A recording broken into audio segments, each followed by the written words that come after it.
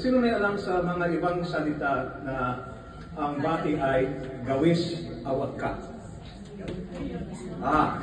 Okay. Ako po yung dating Pangulo, sugo ng Pilipinas sa Bagong Zelandia, o sa Philippine Western New Zealand.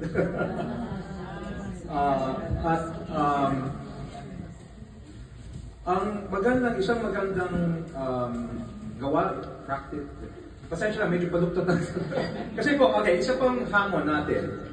One challenge we have, so gagawin ko translation para sa ating mga tisoy na kasama na yung umaga. Actually, ako po ay isang anak na pangalawang angkan, second generation. Ang tatay, katulad ni Jan, siya ang dating commercial attaché or consul sa Seattle. Doon ako pinanap, doon ako lumaki. Kaya lang, nung panahon nun, ako pinanap na 1965, so older than everyone here.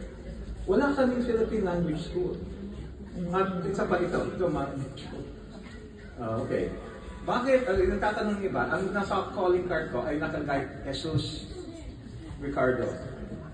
Paano nangyari Gary? And I think what I'm going to share with you, dear parents, is a challenge I'm sure you have, is how do we impart Filipino language and culture to our children who are raised here or born here, and get them an appreciation for Philippine language and culture. Okay, unang-una po, iwasan natin yung mga medyo nakakaduda na practices. Okay, hindi ba mahilig tayo sa palayaw?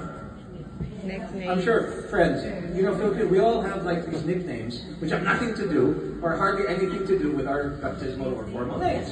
So, ang pangalan ko was Jesus Ricardo. So, if I was JR, that would be so cool, like J.R. Ewing. No, ginawa nila is, kilala niyo po si dating Sus Marioso. Well, okay lang. Jesus Marioso. Si former Vice President, Mayor. So, sinong taga Makati? Makati, there is someone here from Makati.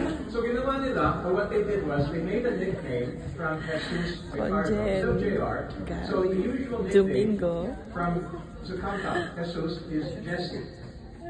Ricardo is Ricky, no, Cardo. So ginawa nila, Jesse Card. Okay, so kindergarten namin, ako lang may kulay. I was the only person with a tan in my kindergarten in Seattle. So we had name tags. Nakalagay na, Jesse Carr. So, first day of school, well, at that time, hindi pa usong transgender. I mean, there's no transgender. So it's like, I was mocked.